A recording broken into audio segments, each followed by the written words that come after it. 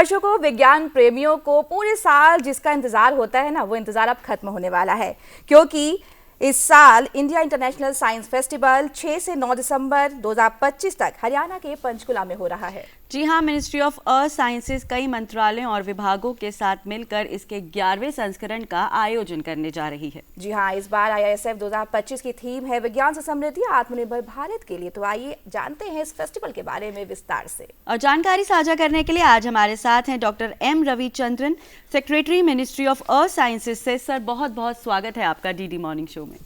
और हमारे साथ doctor Jagbir Singh, scientist ji, ministry of earth and sciences से। सर, स्वागत है आपका DD मॉर्निंग शो में। जी नमस्कार। So first of all, sir, I would like to ask you a question that we would like to know about the vision and mission of IISF 2025. So the mission of basically the vision of the India International Science Festival is to basically to position India as a global leader in science, technology and innovation by fostering a vibrant culture of curiosity of science and also collaboration with the scientists and engineers and students and public and society. So Right. come together and celebrate science with learning science. Okay. Sir, आप क्या कहना चाहेंगे IISF को लेकर?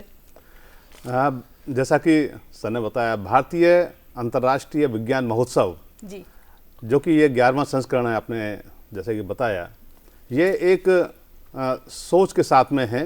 यदि हम देखें कि प्राचीन काल से भारतवर्ष में जो एक जीवन पद्धति रही है वो वैज्ञानिक आधार और पर्यावरण संरक्षण आधारित रही है। तो उसी के कड़ी में उसको सभी को समाहित और जोड़ते हुए एक जो मॉडर्न जो टेक्नोलॉजीज हमारी हैं, यदि हम देखें फ्रॉम ये आप चाहे आर्टिफिशियल इंटेलिजेंस है, चाहे आपको क्वांटम कंप्यूटिंग है, वो सारे आयाम को लेते हुए उसको एक विद्यार्थियों के लिए, समाज के लिए और साथ में जैसे कि सर ने बताया वैज्ञानिकों के लिए और टेक्नीशियंस, एकेडमिशियंस सभी के लिए एक मंच है जो कि हम आगे जिससे कि हम इस पर और जा सकें और एक प्रगति के पाथ पर लगातार जारी रख सकें अपनी प्रगति। So Dr. Ravichandran, how is the IISF 2025 theme and concept will influence the present scenario of science and technology in India? Yeah, the basic objective is this. Basically, the IISF will taken place all over India, different place at different year. This year we are hosting at Panchkula in Haryana. Yes. The main idea is Northwest India, what are the science required and Himalayan system, how it is behaving, and also what are the things need local science as well as global science. We want to mix what are the global innovative things are available, and for locally what are the things we need to nurture them, and we need to have a self-reliant India. For that what we need to do. So that is why we are culminating in Panchkula. Great, sir. Sir, आप समझाना चाहेंगे कि IISF 2025 में स्थानीय समुदाय और छात्रों को जोड़ने के लिए कौन से विशिष्ट कार्यक्रम या जो कार्यशालाएं हैं वो डिजाइन की गई हैं? हाँ, एक बहुत महत्वपूर्ण आपने प्रश्न पूछा। ये यदि हम देखें तो इसमें जो विद्यार्थी लगभग 2000 विद्यार्थी वहाँ पर इसमें हम लोगों ने इनवाइट किए हैं जो कि वहाँ पर स्थानीय जिलों से हैं। जी, जैसा कि सर ने बताया, नॉर्थ वेस्ट इंडिया के स्थानीय जिलों से हैं, मुख्यतः हरियाणा और साथ में जो सटा हुआ जो हमारे हैं चंडीगढ़ एंड दिस जम्मू, वहाँ से भी छात्र हैं, उत्तराखंड से भी छात्र हैं, ना केवल विशेषज्ञ बल्कि वहाँ से छात्रों को ला करके, जिससे कि हम लोग विभिन्न विषयों पर और जो वहाँ पर प्रदर्शनी भी होंगी और साथ में खेलों के माध्यम से एक वहाँ पर विज्ञान को, चूंकि एक भारी विषय माना जाता है विज्ञान और गणित, तो उसको एक खेल के तरीके से, जैसा कि आप देखते हैं ये उत्सव के रूप में इसमें हम लोग कर रहे हैं, तो इसमें विद्यार्थियों और टेक्नीशियंस को सभी को और साइंटिस्टों को एक साथ हम ला रहे हैं इसमें।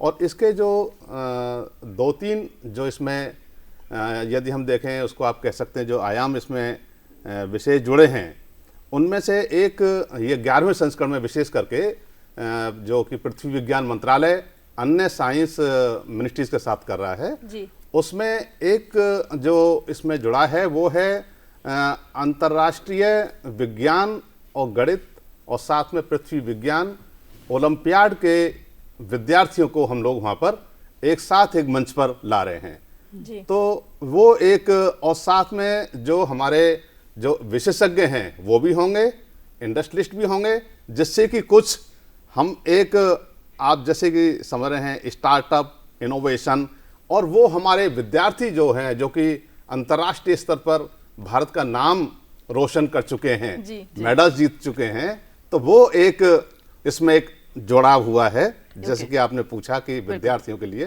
तो वो एक आयाम इसमें जुड़ा है विशेष। So, sir, what role do you see the private sector and startups playing in the exhibition plan for IISF 2025? Yeah, most of the places in lab, scientists are working within the lab and they keep it in the lab, but never comes to the market for the benefit of society. Correct. So the industrialists will come together, work with the scientists, so that they bring the science, whatever is culminated in the lab, has to come to the society for the common man to utilize. So that is why industry's importance to bring the science from the lab to the society. That is the main objective of that. Sir, जन भागीदारी के अलावा अगर IISF 2025 के लिए निर्धारित वैज्ञानिक सम्मेलनों और प्रतिनिधि मंडलों की जो बैठक है, उसका प्राथमिक उद्देश्य क्या है? जैसा कि सर ने भी बताया, उसमें जो प्राथमिक उद्देश्य है वो ये है कि हम लोग कई बार आइसोलो में काम कर रहे होते हैं जी।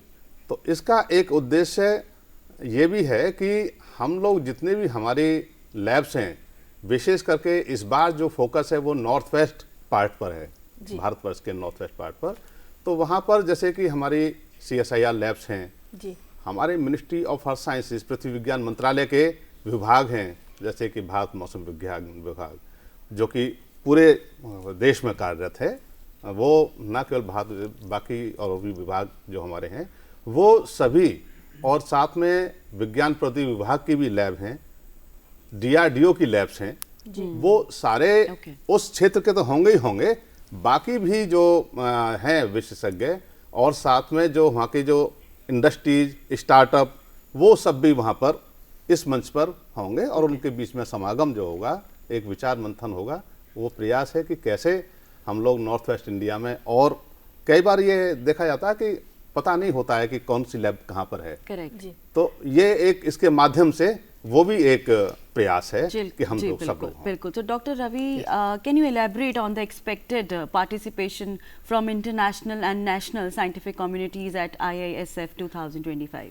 So the IISF is unique, what is called conference or festival, wherein starting from students, teachers, scientists, technocrats, engineers, industrialists, and also bureaucrats and secretaries of various science ministries and the ministers and chief ministers. So from top to bottom, all the people are mixing together, talking to each other, and to only to provoke the young minds the importance of science and technology for the welfare of the society. And for international side, we are mostly ambassadors. Most of the ambassadors in Delhi, they are coming, so that basically we want to have how we can use science as a science diplomacy for more and more collaboration in science, technology and innovation ecosystem. So what have been the most significant technological advancement by the MOES in recent times? Yeah. So the recent time Ministry of Earth Sciences, basically it is a deep ocean mission, wherein we want to develop a technology for exploring the ocean resources sustainably, and also the mission MOUSM, it is to improve the weather forecast. Also we want to have more and more intervention with weather, and also whether it is possible to what is called predict earthquake. It is no science is available in earthquake prediction, but at least we can provide early warning for earthquake. That is another thing. And lastly, we are also make a global leader in not only from North Pole in Arctic, but also South Pole in Antarctic, and lastly in the Himalaya. All the three poles we are working together, so that we want to have a climate change and how our Indian coastline will change. Anything you want to talk about the blue economy? Yeah. So presently the blue economy is one of the important things. Now the land resources are depleting. Now we need to venture our nearby area, ocean. Ocean, we have a we have more than 2 million square kilometer area and also more than 11,000 kilometer coastline, vast resources. You name it, anything, food, water, energy, health of the ecosystem as well as the climate change. Anything you talk about, it is a ocean. So now presently we are having roughly about 4% of GDP comes from the blue, that means ocean. Okay. How we can double it for the next when a decade or so. That is what we are working on, various science and technology for the benefit of society. Right, sir. आप sir क्या कहना चाहेंगे इस बारे में? Sir ने तो काफी कुछ बताया, आपकी भी हम ओपिनियन जानना चाहेंगे। हाँ, एक ये है कि इसमें जो सर ने बताया, इसका एक पहलू बहुत जो महत्वपूर्ण है जी। वो हम लोग कई बार ये इस फैक्ट को इग्नोर कर जाते हैं कि हम लोग जो ऑक्सीजन ले रहे हैं जी। डॉक्टर एम रविचंद्रन साहब, सेक्रेटरी MOES, वो ही सेज क्वाइट ऑफन, वो काफ़ी कई बार कहते हैं कि हम लोग कई बार भूल जाते हैं कि 50% से ज़्यादा ऑक्सीजन, हम लोग जो आधे से ज़्यादा सांस ले रहे हैं ऑक्सीजन, वो समुद्र से आ रही है। तो we need to take care, we need to be sensitive to that.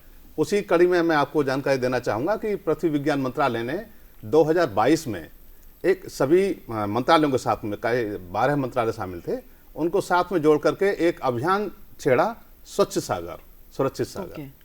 और मैं आपको बताना चाहूँगा कि मंत्रालय का जो प्रयास था वो था कि 75 हम कोस्टल लोकेशंस में और हर एक लोकेशन पर बीच पर 75 वॉलंटियर और हमारे जो साथी हैं विभिन्न विभागों से, जो कि हमारे समुद्री विभाग हैं, जैसे कि NIOT, NCOIS, NCCR, ये सारे हमारे समुद्र में काम करने, समुद्र पर काम करने वाले विभाग हैं, और बाकी हमारे जैसे IMD और बाकी विभाग सभी लोग ये मिलकर के स्वच्छ सागर की अवधारणा को के पर काम करेंगे, वहाँ से प्लास्टिक्स और बाकी सारा एलिमिनेट करेंगे।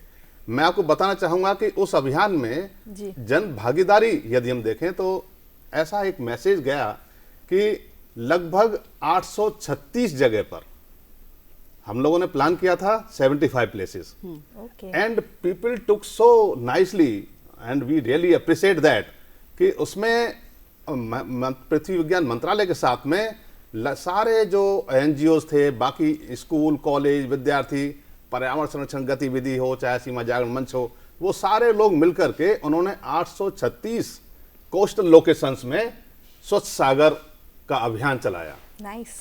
That was so, and more than 1 lakh participants were there, volunteers were there. Okay. Then तब से ये अभी तक ये चला आ रहा है। इस वर्ष भी हम लोगों ने वो किया जन भागीदारी के साथ में 15 सितंबर से लेकर के और 20 सितंबर तक। बिल्कुल। So Dr. Ramchandran, हम आपसे जानना चाहेंगे, what will you like to tell about the progress of MOE's Deep Ocean Mission and importance of mission of country? Yeah. So when India is looking for Viksit Bharat in 2047, each one of us are looking for how we can contribute. In that direction, the Ministry of Earth Sciences is looking forward how we can contribute to the society, or for Viksit Bharat, what are the ways. So one of the important aspect is I was talking about blue economy. Yes. And the blue economy is one of the pilot project is Deep Ocean Mission. Under the Deep Ocean Mission, we are looking at various sectors. One is what are the technology we require to develop, and second thing is what are the climate will affect in the coast in coming years and decades, and third one is how what are the biodiversity exists in Indian Ocean, Okay. and how we can utilize the living resources, and fourth one is how do we explore or harness the minerals and metals from the ocean, and fifth one is how the energy and fresh water we can take it from the ocean, and finally how the pharmaceuticals or maybe the marine algae and various biodiversity exists, how we can optimally utilize for the medicines and pharmaceuticals. Okay. So these are the aspects we are looking at it with various ministries, and more than hundreds of national labs and universities are working together for the benefit of bringing the ocean for the society. Sir आप क्या कहना चाहेंगे इस बारे में?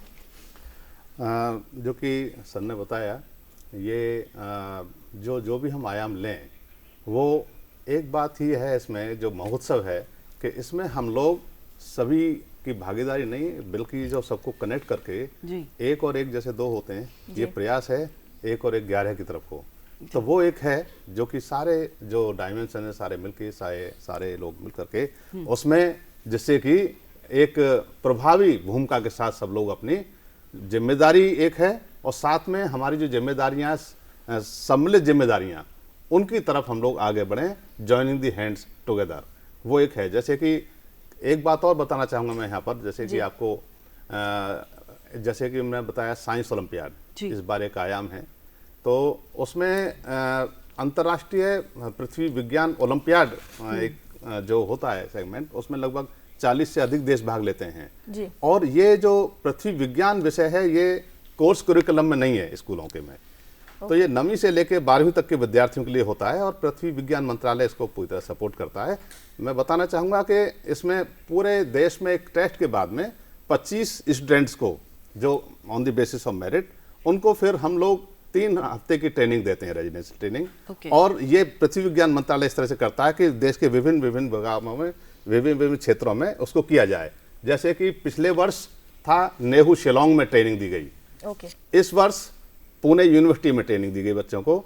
और जो हम लोग ट्रेनिंग देते हैं हमारे खुद के विभाग के विशेषज्ञ और जो हमारे जो टीचर्स हैं, उस विद बिट हैंड होल्डिंग हमारे स्टूडेंट्स की टीम ने 4 स्टूडेंट्स की टीम गई थी। This time it was in China, ginning China, अंतर्राष्ट्रीय पृथ्वी विज्ञान olympiad, international earth science olympiad. They won 7 medals, including 1 gold and 4 silver. So this is the that kind of talent we have with us. Despite that is not in course curriculum, with bit hand holding by our experts, Ministry of Earth Sciences experts and teachers, our teachers, able teachers, they could get this one. That this is talent we have. बिल्कुल। और उसमें एक और भी एक है उसमें, जैसे कि जो हमारी चुनौतियां हैं जी, वह चाहे वो जलवायु परिवर्तन की चुनौती हो, चाहे जो भी हमारी चुनौतियां हैं, वो इस तरह की हैं कि जो सम्मिलित प्रयास जिसमें चाहिए हैं। तो उसमें एक सेगमेंट होता है इंटरनेशनल टीम फील्ड इन्वेस्टिगेशन। उसमें क्या होता है कि उसमें 4-5 देशों से बच्चों को एक टीम बनाई जाती है। They are given a problem कि आप इसको समाधान कैसे करेंगे मिलकर के। तो वो एक अनूठा एक होता है, joining the hands together, coming up with some solutions. So that is kind of fostering relations internationally. So ये कुछ आयाम इस तरह के। So Dr. Ravichandran, how is the MOEs utilizing new technologies, new techniques for their science and technological ventures? Yeah. So the Ministry of Earth Science is a unique organization in the world. No other country this type of ministry is available. So basically we look at it atmosphere, hydrosphere, geosphere, cryosphere and biosphere holistically. How each one talk each other within the system and with other system. So in that the main focus is how do we improve our weather forecast. Now what are the latest technology available for weather forecast? Either you take a radars or maybe various what is called instrumentations in the oceans and the atmosphere. So we deploy various instrumentation and we are able to improve the model, not only physics based model but also AIML based model. We fuse them both together, so we are able to improve the forecast. Now if you see that the cyclone forecast or even day to day forecast is tremendous improvement is mainly because of the investment in observing system. Similarly for ocean also we are able to make it various technology, and simple technology is now how do we take from salt water to fresh water. And we have made one unique technology in Lakshadweep. In that Lakshadweep, basically we try to get the water from the difference in temperature. So basically the difference in temperature we utilize and try to get the fresh water in various islands of the nation. The same fresh water will also produce power, energy, because of the temperature difference. And the same plant also we can utilize for the benefit of ecosystem. That means the subsurface water we are bringing for coolant, that we can leave it to the surface so that the phytoplankton will grow, then fisheries also will grow. So at one stroke we will have fisheries and fresh water and also energy. So this type of technology we are making it, and also we imbibe new technology wherever it is available for the for research as well as to what is called services to the society. So what are the MOEs primary goals for the future in achieving self-reliance in Earth system modeling and predictions? Actually we have in 4 sphere I mentioned, each sphere we have one vision. Number 1 vision is weather. How do we improve the weather forecast? Now not only weather forecast, now weather is managing with us, managing us. Whether we can manage weather, For that, Okay. what type of understanding is required, what type of instrumentation is required, that is number one. That means we want to have a weather intervention. Number two is blue economy. Now the present level of contribution from the blue to the national GDP, how we can make it double. Okay. Number three, we want to be a world leader in polar science. Not only from Arctic, Antarctic and Himalaya, we are looking holistically all three poles Okay. and how we will be a global leader. It is not only for science, climate change, but also the geopolitics and geostrategy. And the fourth one is whether we can have a early earthquake warning. Okay. So these are the four things we are aiming in 2047 so that we can bring our contribution to the Viksit Bharat. Okay. Sir आप क्या कहना चाहेंगे इस बारे में? हाँ, मैं जैसे अभी सर ने बताया जी लक्षद्वीप में, जी. उसमें मैं आपको बताना चाहूँगा लक्षद्वीप और हमारे कई आइलैंड ऐसे हैं कि जो चारों तरफ जिनके पानी पानी है, समुद्र के बीच में है, लेकिन वहाँ पर ड्रिंकिंग वाटर नहीं है. ओके तो जो सर ने बताया डिसैलिनेशन ऑफ वाटर, उसमें ये देखा गया कि पहले जो जल जनित बीमारियां जिनको कह सकते हैं हम, वो काफ़ी वहाँ पर होती थी क्योंकि पानी साफ नहीं मिलता था उनको.